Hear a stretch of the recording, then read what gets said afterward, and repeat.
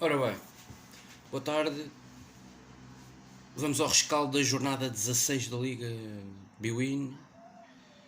Estamos a uma jornada do final da primeira volta, do virar de página de campeonato. Já se sabe que a última jornada será já no ano de 2022, uma deslocação aos Açores, ao Santa Clara, aquele terreno que é sempre complicado. É sempre uma deslocação difícil para qualquer um dos três grandes, mas o Santa Clara este ano está muito mais fraco do que no ano passado. Levou uma transformação muito grande, mas já lá vou falar um pouco mais desse jogo. Em projeção, nem se sabe ainda muito bem em que data é que é. Enfim, isto é uma desorganização das estruturas das federações e das ligas, e é uma descredibilidade absoluta. Portanto, isto é inacreditável. Nós estarmos a 30 de dezembro de 2021 e ainda não sabermos quando é que se realiza a próxima jornada. Não é? Isto é completamente patético. Não é? Não dá para. Ainda não conseguimos perceber se será no próximo fim de semana. No próximo fim de semana, não. Será no decorrer da próxima semana. Se será no fim de semana a seguir. Enfim, isto é o desnorte total, do meu ponto de vista. Bem, mas analisando a jornada 16,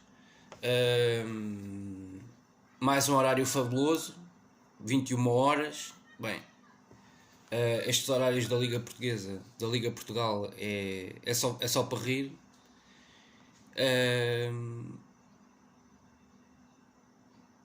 Um jogo destes é um dia de semana às 21 horas, tal como o clássico de hoje, vai logo à noite às 21 horas. Portanto, isto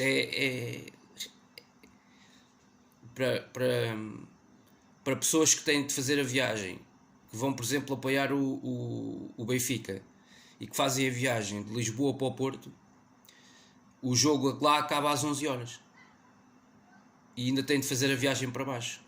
Isto é num dia de semana. Isto é o desrespeito total pelos adeptos. Continua o desrespeito total pelos adeptos. É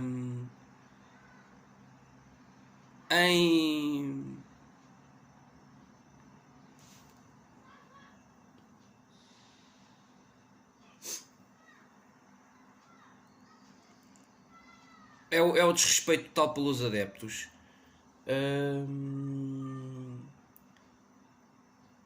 É a estratégia para as televisões ganharem muito mais com isto. É as televisões a maniatarem as instituições, não é? E andamos nisto. Um jogo, dois jogos de capital importância para o título nacional, no final de primeira volta de campeonato, realizarem-se às 21 horas. Isto é absolutamente ridículo. Continuamos a ter horários destes. Não muda absolutamente nada a este nível. Vamos para mais uma época em que continuamos a ver disto. Pá, isto para mim é inacreditável. Jogos às 21 horas. É um dia de semana. Que é ainda mais ridículo. Bem, mas o Sporting, enfim, venceu, eu acho que de uma forma natural em função do que aconteceu na segunda parte, mas como eu já disse, a primeira parte foi uma coisa absurda. Eu tenho que dizer isto: o Sporting, aquilo que eu vi de Sporting em Barcelos, aquilo que eu vi de Sporting já na primeira parte em Barcelos, não conseguimos ter controle emocional sobre o jogo. Ok? Vimos um gajo do Gil Vicente a ser expulso, logo a seguir o Neto faz aquilo que fez. Portanto, tu não consegues ter. As primeiras partes do Sporting têm sido, algumas delas esta época, absolutamente aberrantes. Ok? Mas não foi isto que vimos no Estádio da Luz, por exemplo. Não foi isso. Portanto, esta equipa oscila de uma maneira que eu não compreendo. Eu não entendo como é que o Sporting faz uma primeira parte tão má, com uma incapacidade. Já não é. Eu peço desculpa a Amorim, mas já não é normal, nesta altura do campeonato, estarmos a fazer uma primeira parte daquelas. Com certeza que ao intervalo os jogadores levaram na cabeça do treinador, porque, quer dizer, o Palhinha, que raio de sentido é que faz um jogo em casa com o Portimonense? Não estamos a jogar com o Braga, com o Benfica, com o Porto. com o Portimonense, ok? Estarmos a jogar com o sistema dos 3 centrais e o Palhinha à frente. Contra uma equipa que entra em Alvalade com uma estratégia clara. Quero ir ver o Portimonense nos últimos jogos fora. Com uma estratégia clara. O Amorim deveria de saber disto. O Paulo Sérgio entra com 4 centrais em Alvalade. 4. Que raio foi a utilização do Palhinha a meio campo? Quando estavas a bater contra um muro, uma equipa com 4 centrais. Chegavas ali à área deles, não conseguias passar dali. No último terço não conseguias desenvolver jogadas. Faltou criatividade, faltou, sobretudo aos melhores jogadores, Pote e Sarabia. Faltou mais esclarecimento. Estavas a bater numa parede. Faltava a criatividade, claramente, de Daniel Bragança. E chegas ao intervalo e o Amorim não mexe no intervalo. Quer dizer, o óbvio. Esta equipa só passa a desenvolver a partir do momento em que entra o Bragança. E ele tira o Palhinha. Claro que isto para mim é a mudança tática que devia ter acontecido muito mais cedo, a tal nuance. Epá, mas estes jogos em casa contra estas equipas, isto tem que acontecer.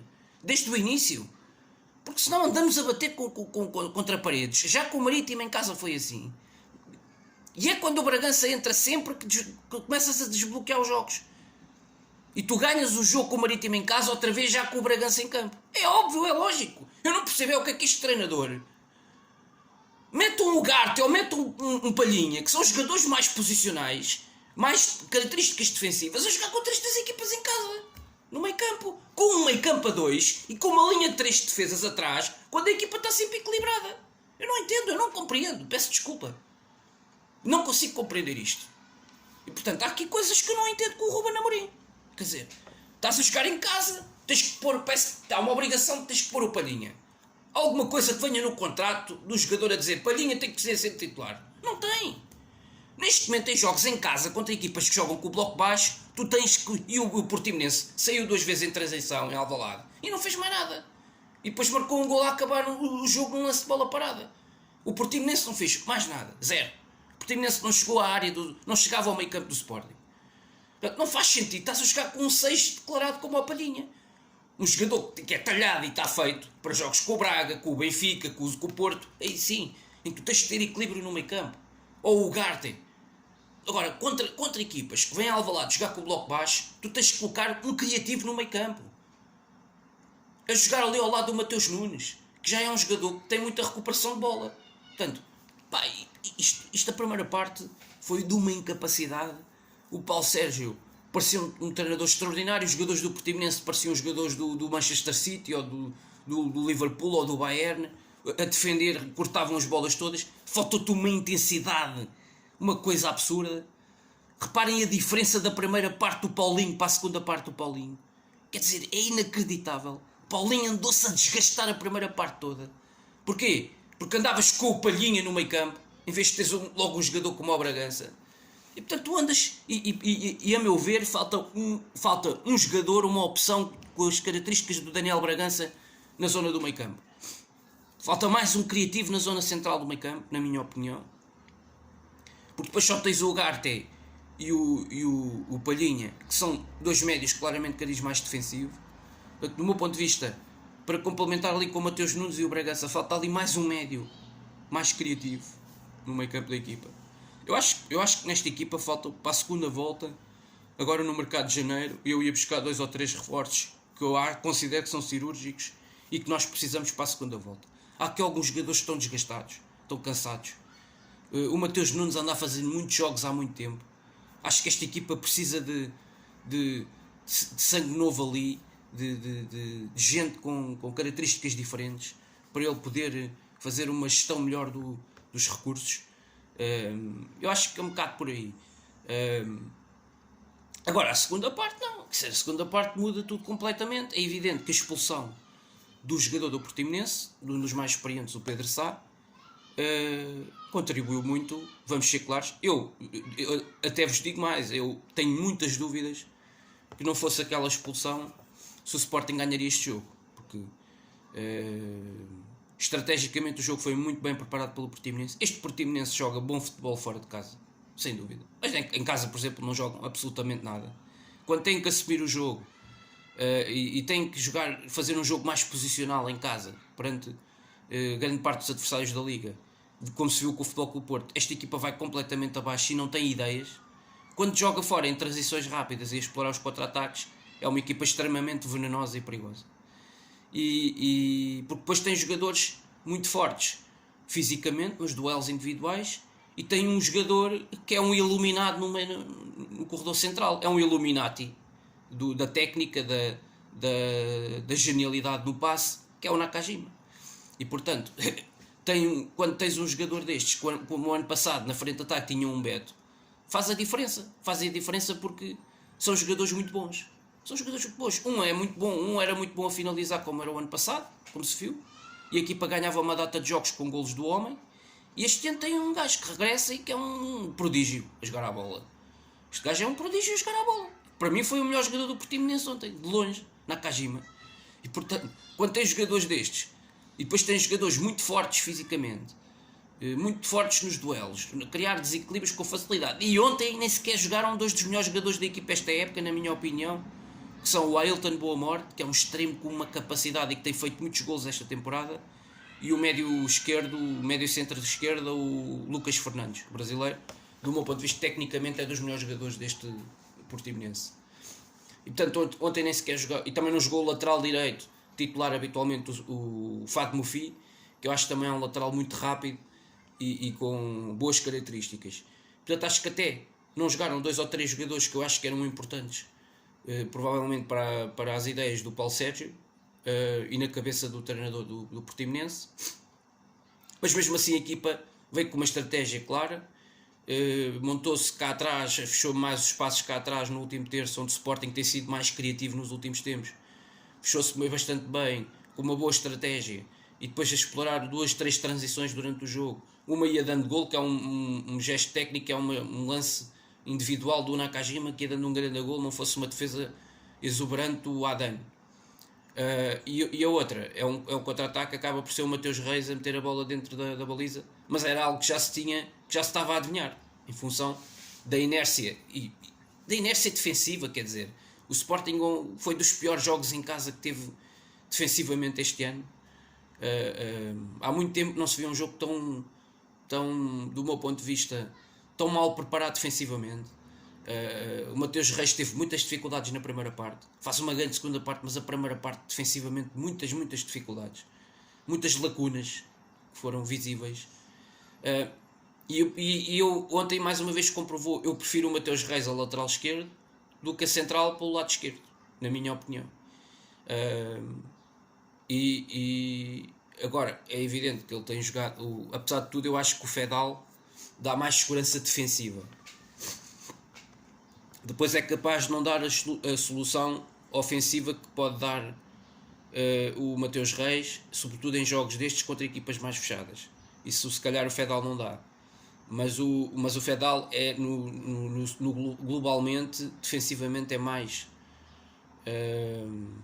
consistente no processo defensivo a recuperar a bola do que o Mateus Reis. E a primeira parte ontem, eu acho que isso foi baseado evidente, e depois acho que fez falta um jogador como o Pedro Porro do lado direito. Ricardo Gaio é muito fraquinho a defender, e aliás o golo é no corredor, começa com uma falha enorme, escandalosa do Ricardo Gaio no seu corredor. Deixou inclusive o próprio Gonçalo Inácio completamente à sua sorte, à sua conta, e uma falha do Ricardo Gaio no acompanhamento defensivo da equipa, a fechar atrás, nas suas costas, acabou claramente por desmobilizar toda a defesa do Sporting, descontrolar toda a defesa. É um lateral muito fraquinho. Ok, fomos dar 5 milhões por ele para ir buscá-lo ao Braga, mas eu acho que ele era muito mais decisivo no Braga do que é no Sporting. É um lateral muito fraquinho. Para o nível em que nós estamos, já é preferível hoje um Gonçalo Esteves, com todo o respeito, do que o Ricardo Gaio, na minha opinião.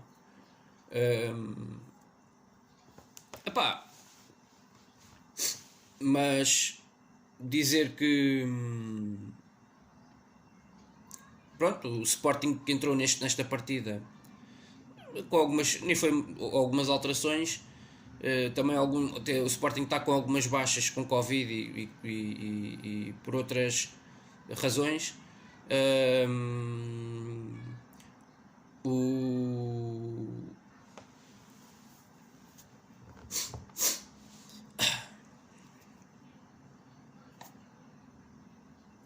temos os casos do flagrantes, que são o Tabata e agora o Ugarte, né? dois jogadores, mais dois com Covid.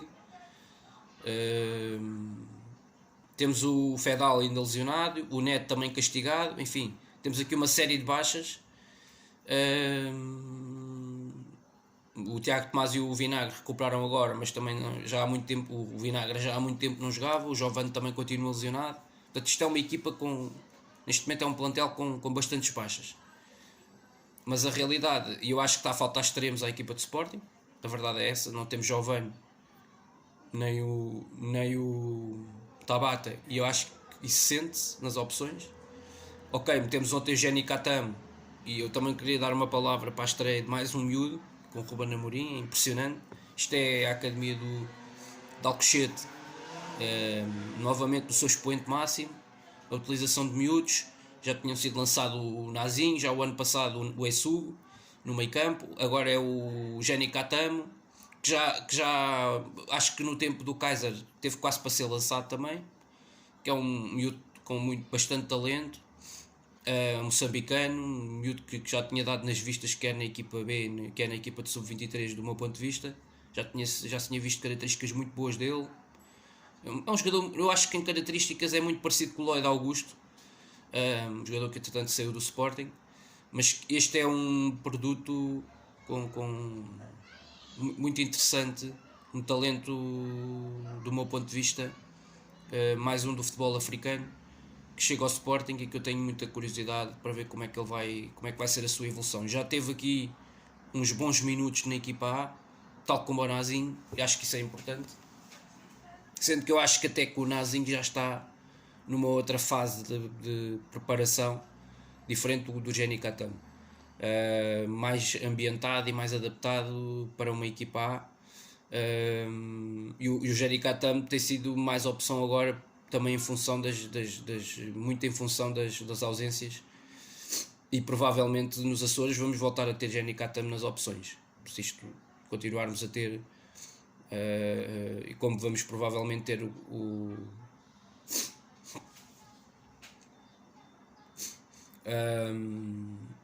o Giovane e o Tabata de fora, até porque o Tabata agora está com Covid e portanto deve falhar o jogo também nos Açores com Santa Clara, e portanto e se calhar até é um jogo mais apropriado para as características do Catamo.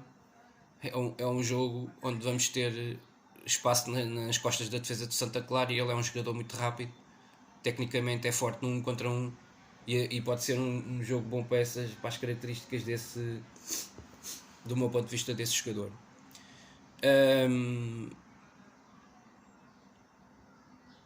Bem, nós não tivemos nós no 11 inicial lançámos, portanto jogámos com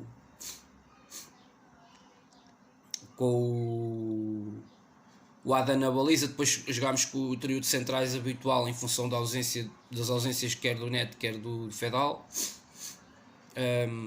Mateus Reis a central pela esquerda, o Coates ao meio, e à direita o Gonçalo Inácio. Nas laterais o Ricardo Gaia à direita, na ausência do Porro, que é mais uma baixa, o Porro é outra. Enfim, isto é uma coisa inacreditável, estas baixas todas.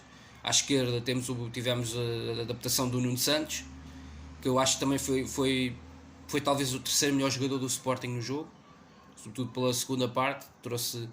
É um jogador que deixa tudo em campo, pelo menos dá essa intensidade, e mais uma vez é ele que está na assistência do golo.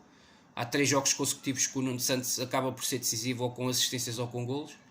Depois no meio campo, o tal erro que eu detetei, que já aqui falei dele, a utilização da dupla de médios Palhinha e Mateus Nunes. Palhinha neste momento, até porque veio de uma lesão, não fazia sentido absolutamente nenhum desde o primeiro minuto neste jogo, tanto que assim na segunda parte passaste a jogar com Bragança e Mateus Nunes, e a história foi outra. Depois na frente jogaste com Sarabia e Pote, que para mim tiveram uma primeira parte muitíssimo abaixo. Aliás, o Pote acho que já não é só deste jogo, já há vários jogos que o Pote anda muitos furos abaixo daquilo que ele pode valer, e a relação com a baliza ele não está a ter a mesma que teve o ano passado, nem de perto nem de longe. Nem de perto nem de longe. E se calhar vamos ver mais vezes Spot, mais anos Spot neste registro do que o ano passado. Se calhar aquilo que se viu o ano passado começa a pensar que aquilo foi excepcional, porque realmente o Pote tem tido uma incapacidade este ano. É que na primeira parte ele não tem uma verdadeira situação de golo. É assustador, não é? É assustador. Ele não consegue criar uma situação de golo. Ele não consegue ter uma bola de golo na primeira parte nos pés. É absolutamente impressionante. E nestes jogos, o Pote do ano passado resolvia muitos jogos destes. Muitos jogos destes. E com facilidade. O Pote do ano passado dava 2 toques na bola, fazia um golo ou 2 golos, ou quase que por jogo. E depois na frente o Paulinho. Eu gostei bastante da segunda parte. Tivemos 25 minutos brutais, do meu ponto de vista. Fizemos os 3 golos, muito bem o Nuno Santos, como eu já aqui referi no cruzamento para o primeiro golo, uma bela cabeçada do Paulinho. Aliás, eu já tinha falado até dessa situação. O Paulinho no Sporting Braga chegou a fazer muitos golos de cabeça, em lances de bola parada, em lances de bola corrida, cruzamentos. E no Sporting, eu já tinha estranhado isso, via muito poucos golos de cabeça do Paulinho. E nós tendo um avançado como o Paulinho, já tinha falado inclusive disso na época passada, não faz sentido não conseguirmos fazer mais golos de cabeça. O ano passado acho que mesmo o gol dele em Moreira não é de cabeça, o gol contra o Rio Ave também não. O gol dele com o Vizela não é, já nesta época não é de cabeça. Os golos que ele tem marcado, mesmo o gol agora com, não sei se foi com o Boa Vista, foi com o Boa Vista, não, foi com o Tondela, acho que foi com o Tondela, não foi de cabeça. O gol no Estádio da Luz não foi de cabeça. Portanto, muito poucos golos de cabeça, um avançado que no Sporting Braga era muito forte no jogo aéreo e portanto e fazia muitos golos de cabeça.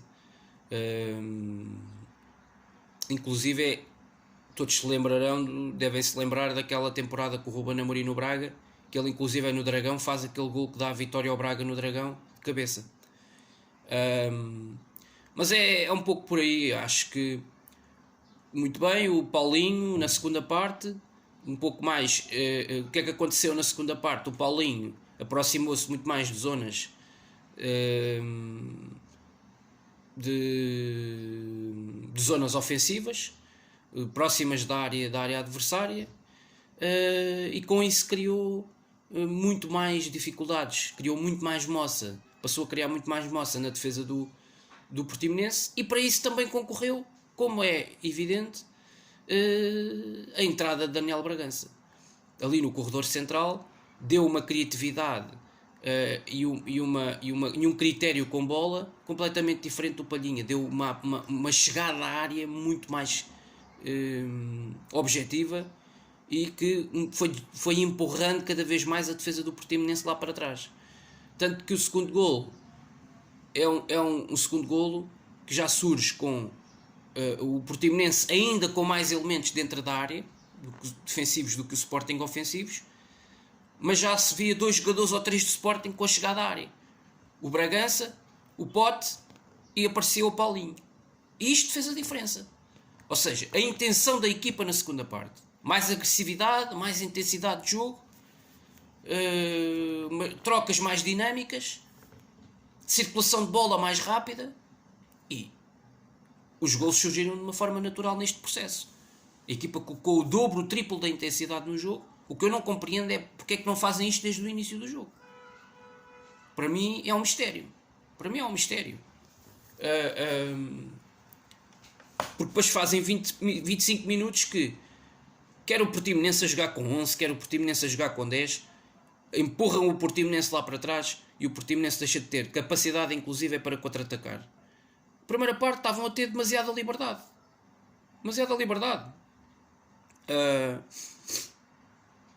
O Mateus Nunes tem mais chegada à área, o Bragança tem mais chegada à área, e depois o Pote do Sarabia e o Paulinho tiveram muito mais presença na área adversária na segunda parte. E depois, claro, a expulsão do Pedro Sá acabou por destruir toda e qualquer estratégia que o Paulo Sérgio tivesse para este jogo. Claramente. Porque o Pedro Sá é um dos elementos defensivos desta equipa do Portimonense. E portanto a equipa perdeu fulgor. Eu acho que perdeu frescura defensiva na segunda parte, ao contrário do que teve na primeira parte, em grande parte da primeira parte, em grande medida na primeira parte. E portanto o Sporting, vá lá o Paulinho, para contrastar com uma primeira parte muito cinzenta, teve uma segunda parte em que praticamente dá 3 toques na bola e mete 3 bolas na baliza do Portimonense. Enfim, o terceiro gol é uma jogada muito, muito interessante, coletiva, e depois é uma insistência ao Pote que ainda acredita e vai buscar aquela bola à linha de fundo, cruza para trás e é um excelente pontapé do Paulinho, quase ali na marca do penalti. Depois a partir daí 3-1, 25 minutos de alta intensidade, 25 minutos de alto calibre, e que valeram, esses 25 minutos sim, valeram pela vitória. Penso que sim. Esses 25 minutos da segunda parte foram de um domínio absoluto. O Sporting provocou claramente a expulsão do Pedro Sá, porque colocou muitíssima mais intensidade no jogo, veio com uma atitude completamente diferente para a segunda parte.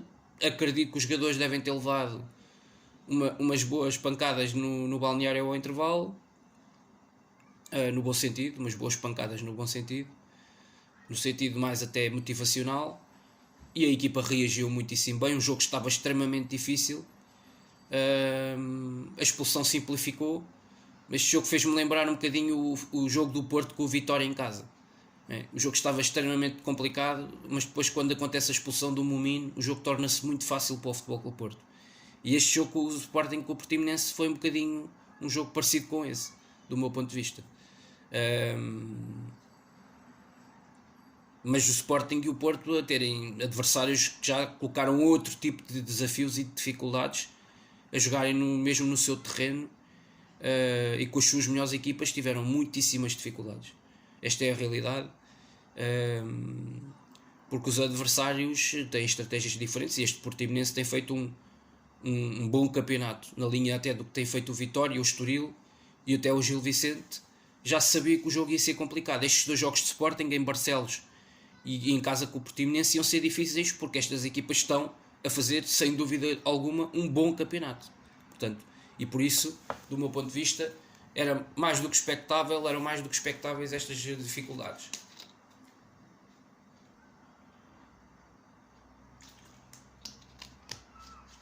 E até porque o Portimonense, fora de casa, também sofre poucos golos, tal como o Sporting. E portanto é um jogo que, nesse sentido, com uma boa organização defensiva que a equipa iria ter, iria sempre promover no jogo, num jogo com estas características, e com as condicionantes de não ter 3 ou 4 jogadores também muito importantes na sua estratégia de jogo, no seu sistema tático, iriam sempre trazer dificuldades. Para mim, os 3 melhores em campo acabaram por ser o Mateus Reis, que apesar do autogol faz uma partida de alta intensidade, com uma participação ofensiva muito interessante. Como terceiro central da equipa, foi o central que mais vezes esteve próximo do meio campo adversário e de chegar à área adversária e ajudar a empurrar a equipa para a frente. O Nuno Santos também merece uma menção honrosa, do meu ponto de vista. E o Paulinho, com 3 golos, é claramente a grande figura do jogo, e será com toda a certeza uma das figuras da jornada 16.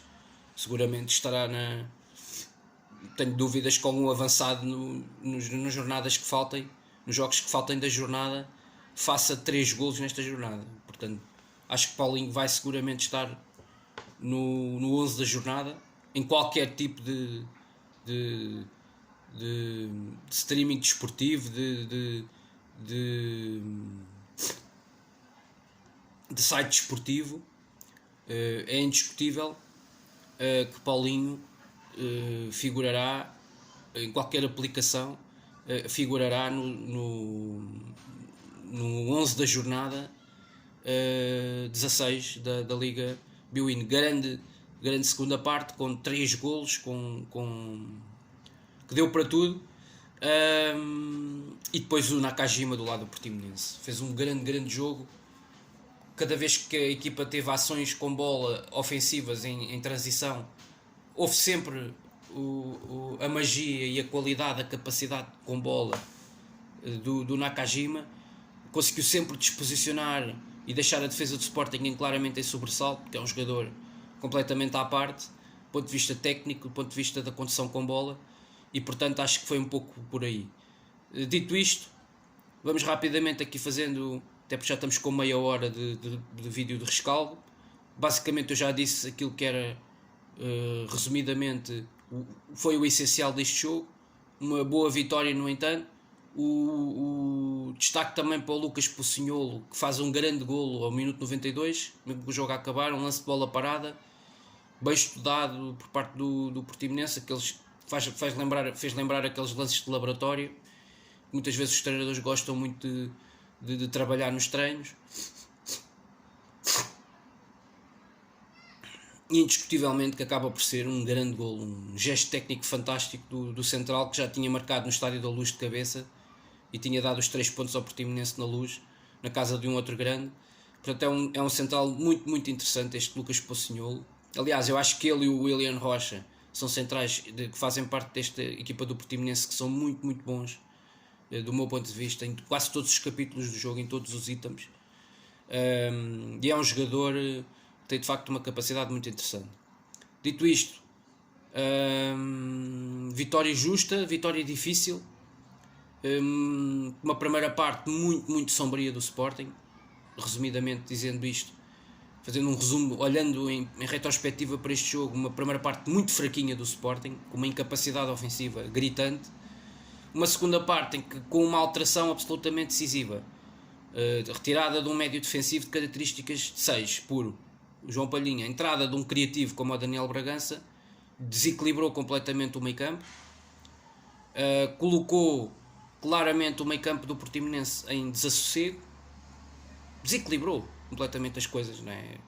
Como eu já disse aqui, com a aproximação muito mais vezes com ações com bola do Daniel Bragança da área adversária, tal como faz o Mateus Nunes, com naturalidade, por natureza daquilo que costuma fazer na sua posição. O Sporting desequilibrou claramente defensivamente e ao nível do meio campo o Portimonense, e depois a expulsão, tudo isto culminando com a expulsão do Pedro Sá aos 52 minutos, evidentemente que acabou por direcionar este jogo num único sentido, que foi o sentido da vitória do Sporting, que acaba por ser justa em função do filme e do panorama que se viu, e numa segunda parte em que houve o dobro da intensidade, o Sporting ganhou muito mais duelos físicos no 1 contra 1,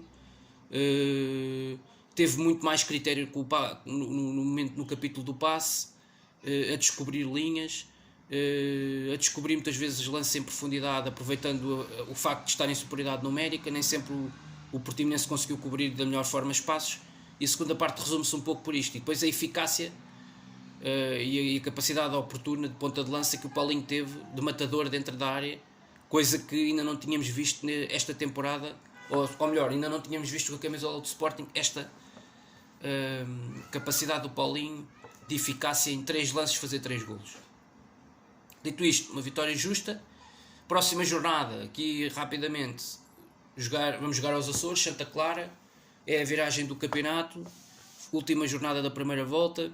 Estamos a fazer uma primeira volta absolutamente extraordinária.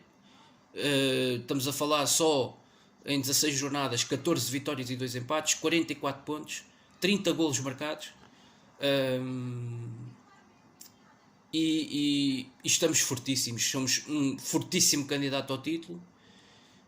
Vamos ver o clássico de cadeirinha, de sofá mais logo, e a realidade é esta: independentemente do resultado mais logo, qualquer resultado será bom para o Sporting, porque o Sporting já fez o seu trabalho fundamentalmente, e vamos ter um jogo difícil agora nos Açores. Se tiver de chuva e se tiver aí aquelas tempestades tropicais que nós já sabemos que acontecem nas ilhas com frequência. Ainda no ano passado fomos jogar, nesta altura do ano, um jogo à Madeira com o Nacional. Foi um autêntico dilúvio, uma tempestade, mas nós já vimos por esse jogo o ano passado. Nós estamos preparados para tudo, para todo o tipo de campos, para todo o tipo de climas, enfim, para todo o tipo de relevados, com vento, sem vento. Enfim, acho que esta equipa está mais do que preparada para o que aí vem. E é previsível que vão contando com um clima extremamente hostil, com provavelmente um temporal, não sei se vai acontecer ou não, Não sei se o início do mês de janeiro vai nos trazer um temporal, mas normalmente nos Açores o inverno costuma de ser extremamente rigoroso. E por isso é de contar com um tempo que vai ser um adversário, mas o Sporting tem mais do que qualidade para sair dos Açores com os 3 pontos e continuar nesta senda e fazer uma primeira volta espetacular. A melhor primeira volta dos últimos 10 ou 15 anos. E nós temos tudo nas mãos, podemos sair dos Açores com 47 pontos e com o primeiro lugar no bolso. E é preciso dizer, uma primeira volta muitíssimo boa, do meu ponto de vista, que nós acabamos por fazer. Lado a lado com um candidato também que é fortíssimo, como é o Futebol Clube Porto, que está com uma estabilidade que é clara, que no meu ponto de vista tem um final de primeira volta muito mais difícil que o Sporting, e veremos como é que o Porto se vai dar nestes jogos com o Benfica e com o Mailog, e para a semana com essa visita aqui a Lisboa ao Estoril. Será um jogo também difícil na perspectiva do Porto, embora estejamos agora a ver um Estoril em quebra. E é isto, quer dizer, nós vamos ao Estoril e o Estoril está em alta, e o Futebol Clube Porto vai ao Estoril e o Estoril está em baixo. Isto realmente é incrível, não é? Como é que as equipas mudam de um momento para o outro, para mim não consigo entender bem isto. Este Estoril está muitos furos abaixo daquilo que já vimos no decorrer desta temporada, e portanto nesse sentido prevejo que o Futebol Clube Porto tenha até mais dificuldades mais logo com o Benfica em casa do que propriamente na Amoreira com o Estoril neste momento.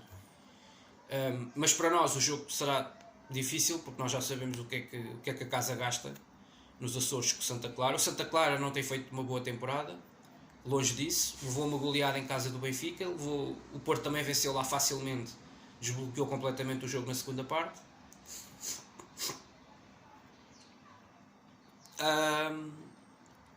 E este Santa Clara já mudou também 2 ou 3 vezes de treinador. É uma equipa que tem demonstrado uma incapacidade gritante, quer em jogos em casa, quer em jogos fora, quando tem de fazer as viagens aqui ao Portugal continental. E portanto é um bocadinho por aqui. Portanto, acho que uma extraordinária primeira volta, aconteça o que acontecer nos Açores, é uma extraordinária primeira volta que esta equipa faz. Vamos com um registro de 11 vitórias consecutivas desde que empatámos com o Clássico aqui em Alvalade com o Porto. Nunca mais soubemos o que é perder pontos. 11 jogos seguidos a ganhar. Já agora, para todas as competições, esta foi a 5ª vitória consecutiva, desde que perdemos na Holanda com o Ajax, na Champions. É praticamente um mês, já está a dar a volta, um mês, já passou quase um mês, desde a derrota com o Ajax. E a equipa está fortíssima. A realidade é esta. A equipa está fortíssima, está confiante. Teve aqui uma primeira parte muito má, na minha opinião, com o Portimonense. Acho que o Amorim tem que rever um pouco essas situações. Mas a segunda parte, o Sporting teve 25 minutos a campeão e que acabaram por ser decisivos para este triunfo e para a marcação de 3 golos, uma expulsão também importante na história do jogo. Mas é uma vitória muito importante perante um adversário difícil, que tem feito um excelente campeonato, por isso é que está em 6º ou 7º lugar da Liga, e portanto à partida já sabia que ia ser muito difícil. Boa vitória, 3-2, estamos na frente do campeonato. Vamos agora esperar para ver o que é que dá o clássico mais logo entre o Futebol Clube Porto e Benfica. Dito isto, nas despedidas, agora a finalizar, quero desejar a todos um excelente ano de 2022, que entrem com o pé direito no novo ano. Como sabem, eu estou aqui com uma situação difícil este ano. O fim de ano não vai ser vivido com tanta intensidade, porque eu, entretanto, tive um teste positivo à Covid, a esta nova variante do Omicron, e portanto vai ser um final de ano diferente daquilo que tem sido os finais de anos dos últimos tempos, as passagens de ano. No entanto, não quero deixar de desejar a todos um feliz ano de 2022, umas excelentes entradas, umas boas passas, um bom champanhe, para todos, que não se deixem de divertir, porque nós temos que combater este vírus e esta pandemia, esta dificuldade da qual parece que nós não conseguimos sair, mas com certeza que vamos, com resiliência e com a boa capacidade do Tugão, vamos sair disto.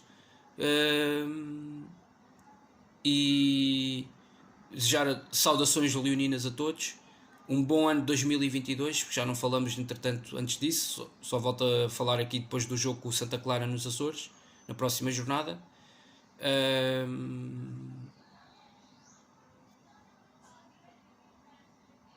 Portanto, um bom ano a todos, saudações leoninas, viva o Sporting, Clube Portugal. Estamos o único clube grande que está em todas as frentes.